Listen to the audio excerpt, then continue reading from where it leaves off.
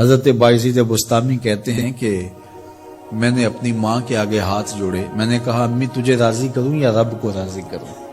تو اپنے حق مجھے معاف کر دے، اللہ کو میں راضی کر لیتا ہوں۔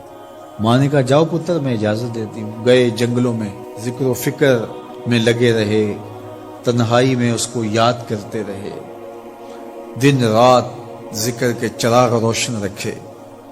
12 سال گزر گئے حق کی تلاش میں۔ ایک دن واپس بستام کے قریب سے گزر رہے تھے، خیال آیا چلتے چلتے ماں کو سلام کر جاؤں۔ دروازے کو دستک دینے لگے تو اس خیال نے ہاتھ روک لیا کہ ساری زندگی ماں کو سکھ تو دیا کوئی نہیں، اب دکھ بھی کیوں دینے لگے ہو؟ رات کا ایک پہر بیت گیا ہے، سردیوں کی لمبی رات ہے، ماں بستر میں لیٹی ہوگی، تیرے لیے اٹھے گی، دروازہ کھولے گی۔ دروازے کے ساتھ ہی لگ کے بیٹھ گئے اور ساری رات کاٹ دی، اس خیال سے کہ ماں کو تکلیف نہ ہو۔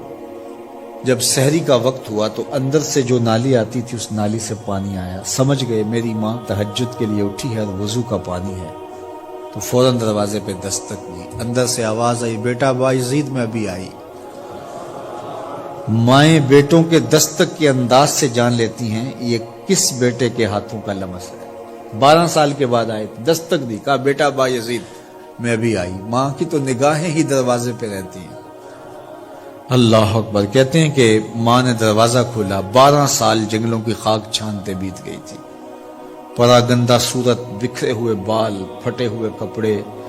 میری ماں کی جب نگاہ میرے پہ پڑی تو اس کی چشمان سے موٹے موٹے آنسو ٹپکنے لگے، اور اس نے ایسے ہاتھ پھیلا کے کہا مالک میرا بیٹا بایزید تیری طلب میں نکلا تھا، تو نے ابھی تک اسے اپنا قرب نہیں دیا۔ حضرت بایزید بستامی کہتے ہیں 12 سال کی ریاستوں سے جو کچھ نہیں ملا تھا ماں کے اٹھے ہوئے ہاتھوں سے مل گیا۔ میں نے کہا مالک میں تجھے کہاں ڈھونڈ رہا ہوں، تو کہاں موجود ہے؟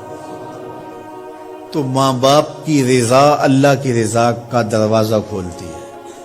جن لوگوں کے ماں باپ ناراض ہیں اور وہ جا کے پیر صاحب کی خدمت کرتے ہیں اور میاں ماں کے قدم چومو، باپ کی ٹانگیں دباؤ، ان کی خدمت کرو، تمہارے پہلے مرشد وہ ہیں، ان کو راضی کرو، پھر کسی شیخ کامل کی صحبت میں آنا، دیکھو کیسے دل کی بند کھڑکیاں کھلتی ہیں۔ ایک مرشد تو ناراض کر آئے اور دوسرے مرشد سے تمہیں کیا ملے گا؟ تو راستہ یہیں سے کھلے گا۔ والدین کو کبھی ناراض نہ کرو، والدین کو کبھی دکھ نہ دو، والدین کو کبھی تکلیف نہ پہنچاؤ، اور والدین کو بھی چاہیے کہ اپنی اولاد کو اپنا نافرمان نہ بنائے۔ بلغ العلا بکمال